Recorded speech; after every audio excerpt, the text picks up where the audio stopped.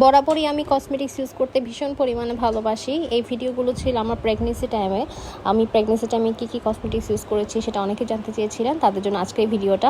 এই যে আমি প্রেগনেন্সি টাইমে শপিং করছিলাম হাইলাইট ইউ সিটিজি থেকে। এটা কোনো প্রমোশনাল ভিডিও না, জাস্ট আমি দেখাচ্ছি যে কী আমি ইউজ করেছি সেটা। এই যে অর্ডিনারি সিরাম নিলাম, তারপর সোড ময়শ্চারাইজার নিলাম হাইলাইট ইউ পেজ থেকে। তো আমি অনলাইনে মাঝে মধ্যে পারচেস করি, আবার তাদের শোরুম আছে বালিয়ারকেটে, সেখানে গিয়েও কিন্তু পারচেস করি। এটা বরাবরই বললাম যে কোনো প্রমোশনাল ভিডিও না। আমি বালিয়ারকেটে আরও কিছু কসমেটিক্সের দোকান আছে যেখান থেকে আমি গিয়ে কিন্তু আমার জন্য অনেকগুলো কসমেটিক্স কিনতাম। তো আজকে আমি ভিডিওতে দেখাবো বেসিক্যালি আমি প্রেগনেন্সি টাইমে কীভাবে আমি স্কিন কেয়ার করেছি, অ্যান্ড আফটার প্রেগনেন্সি মানে আমার বেবি হয়ে যাওয়ার পর আমি কীভাবে নিজের প্রপার টেক কেয়ার করছি, স্কিন কেয়ার নিচ্ছি। তো ফার্স্টে আমার স্কিনটা আমি একটা ভালো ব্র্যান্ডের ফেস ওয়াশ দিয়ে ক্লিন করে নিলাম, অ্যান্ড নিওর ব্র্যান্ডের অ্যালোভেরা জেলটা আমি মাস্ক হিসেবে ইউজ করতাম। 20 মিনিটের জন্য ফেসে রাখতাম, তারপর আমি ধুয়ে ফেলতাম। আর আমার ফেসটা এই ক্ষেত্রে অনেক সফট থাকতো। অর্ডিনারি যে নিয়াসিনামের সিরাম আছে, এটা আমার পোর্সটাকে একটু শিং করার জন্য আমি এটা অ্যাপ্লাই করতাম। এটা আমি যেহেতু কোনো চুলার সামনে যেতাম না, আমি ঠিক বিকালের দিকেই কিন্তু আমি এটা অ্যাপ্লাই করে ফেলতাম আমার ফেসে। অর্ডিনারি ব্র্যান্ডের কিন্তু একদম সেফ প্রেগনেন্সি টাইমে, তো আমি এটা কিন্তু অ্যাপ্লাই করতাম। আমি জাস্ট এই সিরামটা অ্যাপ্লাই করেছি ফেস, আর কোনো সিরাম অ্যাপ্লাই করতাম না প্রেগনেন্সিতে। এই যে আমার স্কিনটা অনেক সফট হয়ে গিয়েছে। এরপর ভিটা বি3 সোর্স এই সিরামটা কিন্তু আমি প্রেগনেন্সি টাইমে অফ করে দিয়েছিলাম। এরপর আমার যখন বেবি হয়ে গিয়েছিল, এরপর আমি ইউজ করা শুরু করেছি। সো এই ময়শ্চারাইজারটা আমি নিয়ে নিয়েছি। এটাও কিন্তু প্রেগনেন্সি টাইমে একদম সেফ। আমি অনেক গুগল সার্চ করে কিন্তু এই প্রোডাক্টসগুলো বেছে নিয়েছি আমার স্কিনের জন্য। সো নিশ্চিন্তে থাকতে পারেন এগুলো ইউজ করতে হলে। অ্যান্ড এটা আমি অলওয়েজ ইউজ করতাম দিনে রাতে, যেহেতু আমার প্রেগনেন্সি টাইমটা একটু উইন্টার সিজনও ছিল। এরপর সানস্ক্রিন অ্যাপ্লাই করে নিলাম। এটা আমি সকালে ইউজ করতাম, আবার বিকেলের দিকে ইউজ করতাম।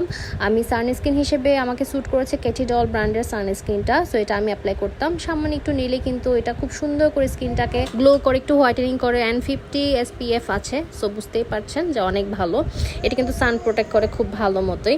তো এটাই জাস্ট আমি ইউজ করতাম। এটাও কিন্তু প্রেগনেন্সি টাইমে অনেক সেফ। তো এরপর আমি লিপ অয়েল ইউজ করতাম। কোনোরকম কোনো লিপস্টিক আমি না দেওয়ার জন্য ট্রাই করতাম অলওয়েজ। লিপসটা যেহেতু একটু ড্রাই হয়ে যেত, একটু কেমন একটা ফাটা ফাটা হয়ে যেত, সো সেই জন্য আমি লিপ অয়েলটা ইউজ করতাম। টিন্ট মাঝে মধ্যে ইউজ করতাম বাইরে কোথাও বের হলে। এরপর আমি বডি লোশন হিসেবে নিভিয়া এক্সট্রা যে হোয়াইটেনিং এই ব্রাইটেনিং যে বডি লোশন আছে, এটা ইউজ করতাম। এটা এসে ময়শ্চারাইজ করতো, স্কিনটাকে সফট রাখতো, আবার একটু হোয়াইটেনিংয়ের কাজও করতো। তো ইনস্ট্যান্ট যে হোয়াইটেনিং আছে সেটা করতো না, বাট স্কিনটাকে একদম ভিতর থেকে একটু হালকা ব্রাইট করতো। এটা কিন্তু আমি একটা কসমেটিক্সের দোকান থেকে নিয়েছি। আমি আবারও বলছি যে কোনো রকম কোনো প্রমোশনাল ভিডিও না। এটা কিন্তু আমি জাস্ট অনেকে জানতে চেয়েছেন যে প্রেগনেন্সি টাইমে কী ইউজ করলাম, কীভাবে স্কিন কেয়ার করলাম, সেই জন্য আসলে ভিডিওটা আপলোড করা। এই বডি লোশনটা আমি ফুল বডিতে কিন্তু অ্যাপ্লাই করতাম, মানে হাতে, পায়ে, গলায়, ঘাড়ে এভাবে করে অ্যাপ্লাই করতাম শাওয়ার নেওয়ার পর আর রাতে ঘুমোতে যাওয়ার আগে 2বার করে অ্যাপ্লাই করতাম। আমার স্কিনটা অনেক সফট থাকতো। এরপর নিভিয়া এক্সট্রা ব্রাইটেনিং যেই ডিওড্রেন্টটা আছে, এটা আমি অলওয়েজ কিন্তু আন্ডার আর্মসে ইউজ করতাম। শাওয়ার নিয়ে আসার পরেই অ্যাপ্লাই করতাম এটা। অ্যান্ড এই পারফিউমটা আমি ইউজ করতাম ভিক্টোরিয়া সিক্রেট। এই পারফিউমটা আমার ওয়াটার বেস হওয়াতে এত বেশি পরিমাণে বরকত হয়েছে। এটা আমি মানে প্রায় 1 মাসের উপর ইউজ করছি, তারপরও দেখেন রেগুলার ইউজ করার পরও অনেকটাই রয়ে গিয়েছে। এটা আমি প্রতিদিন অ্যাপ্লাই করতাম আমার বডি। এই ছিল আমার প্রেগনেন্সিতে একদম সেফলি যে কসমেটিক্সগুলো আমি ইউজ করতাম আমার অয়েলি স্কিনের জন্য, তার একটা শর্টকাট ভিডিও। কেমন লেগেছে কমেন্ট বক্সে জানাবেন।